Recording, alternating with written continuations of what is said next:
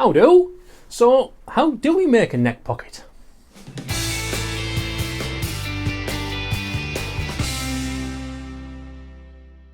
Hi, I'm Chris. Welcome to King Bespoke Creations. So, we need to cut a neck pocket. We need to attach this neck to this guitar top. We've already done the neck break angle. If you haven't seen that, then click the link in the description for the videos. I might even put a card up here if I'm clever enough to do that. So we need to do the neck pocket. So we need to fit that neck into there. Now there's a number of different ways we could do it. I could scribe around the neck and then cut it out with some chisels, but I'm not going to do that. I'm going to use a big noisy router. That seems to be the standard industrial way of doing it. It also then utilizes this flat surface that we've created so that I know the bottom of the neck pocket is the perfect angle for that neck. The only way that we can do that accurately though, because I don't want to do it freehand, that's too much like slipping and gouging everything out, is to make a neck pocket jig. So that's the first thing we need to do.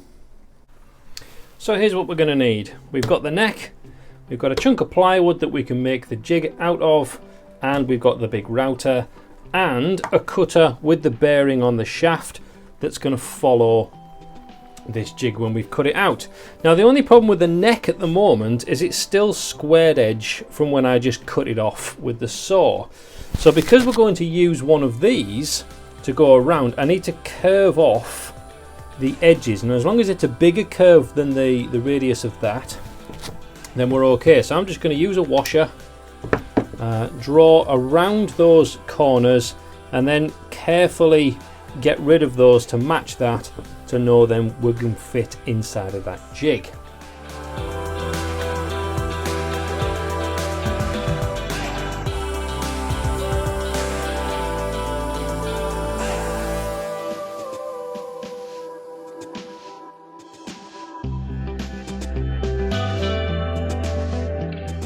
Right, so let's draw the almighty centre line. It doesn't have to be central on this board. Just draw that on. Right, the reason for doing that is then if you've got a centre line in every situation, then you're never going to lose it. Let's do the fun bit now then. So the neck hole needs to be somewhere in there, so we want a solid lump all the way across there and all the way across the back to give it stability, and we'll cut a hole out of the middle that will fit all of this in. So I have a centre line on the back of my neck on both sides. You can just about see that. So it's just a matter of labelling those up. Now what I'm going to do now is I'm actually going to go around the base of that with a marking knife to make it super accurate. If we do it with a pencil, you've got the thickness of a pencil line that you could be out, which on both sides will actually equate to quite a big gap. So I'm going in with the knife, and you'll notice I'm getting right in the corner, and even angling the knife in like this, if anything at all, it would make the hole fractionally too small to fit the neck in so far, which is fine, because then we can fine tune that with some files later to make sure we've got a really snug fit. So just marking off the back here, and then the tricky bit is these round corners that we've just done, so just take your time. Right. Now you might not be able to see any of that on the camera, but let me see. So I can now run my pencil line actually in the groove that the knife has made. So that's what we now need to cut out. So we now have that space that we need to cut out of there, and we can just use Forstner bits to cut most of this out. And then we'll work right up to the edge, getting closer and closer to the edge using files, and then we'll trial fit the neck to see how close it is, and then do whatever we need to do to make it a very snug fit.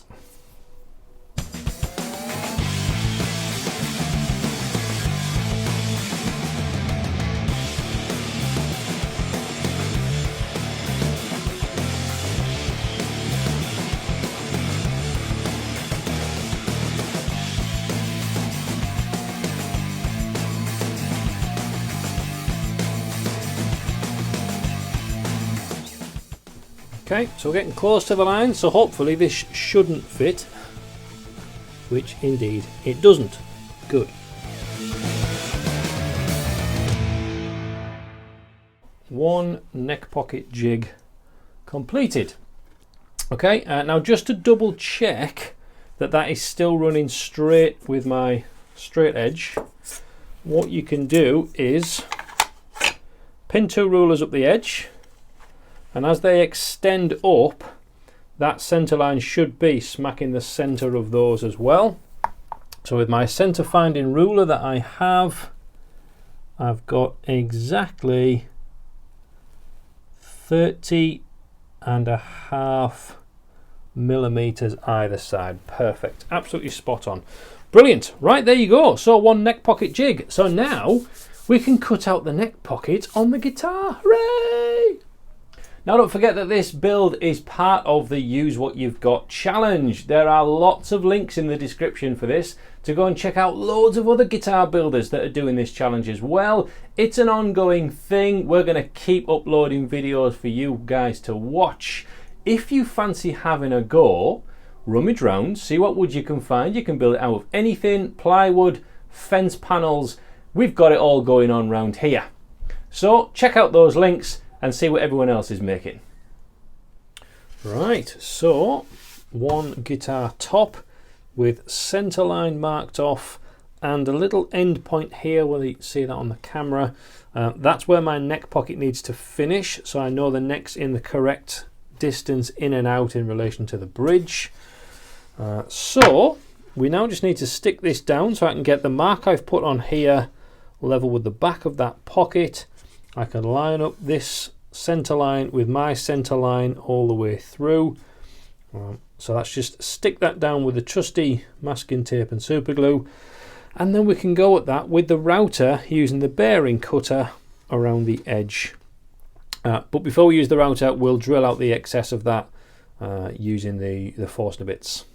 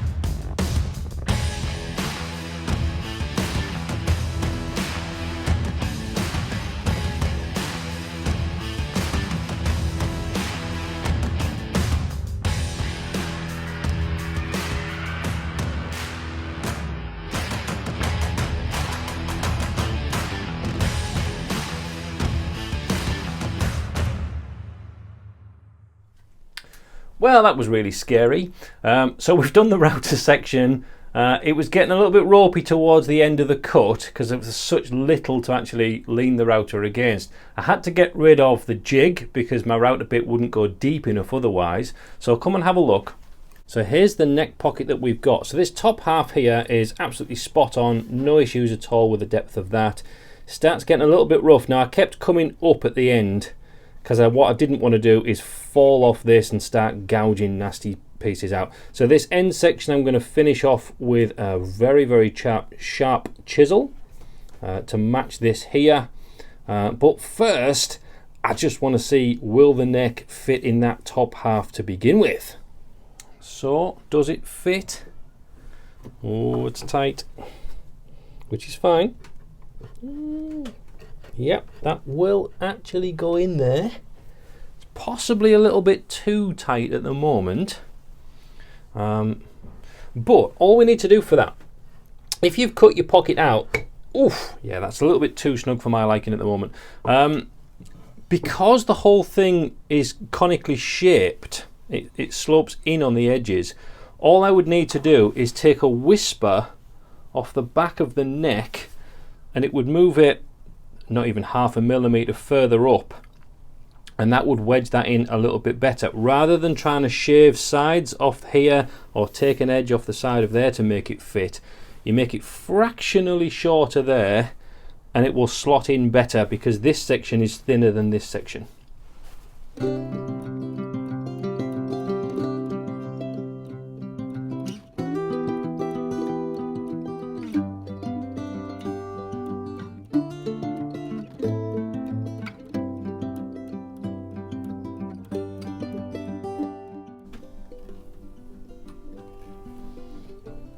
So I've definitely got a dip there.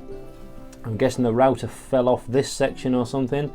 So it does mean, unfortunately, I've got a little bit of a dip there. Might be able to fill that with super glue and sawdust, I think is the way I'll probably go with that one.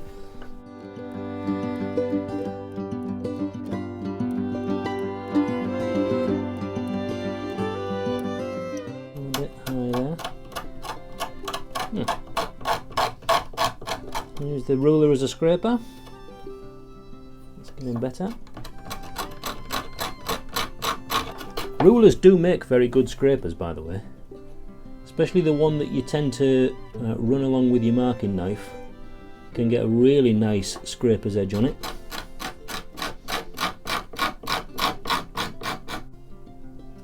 Okay, so we now have this end section is beautifully level with this correct area up here. We've got a tiny little dip there which is annoying where the router slipped. I really don't like power tools, but it was the best tool for the job.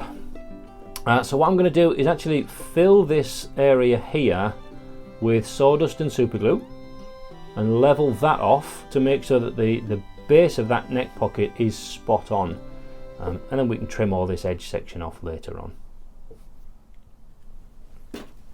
Sorry the camera didn't turn on for that first section, but basically just put a layer of super glue down, pour the dust on top, and we'll just do that again. You'll find it just soaks in really nicely. Some areas of that are obviously still got the accelerator side of there.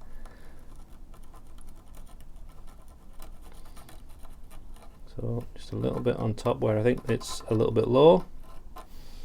And then sprinkle some sawdust over top.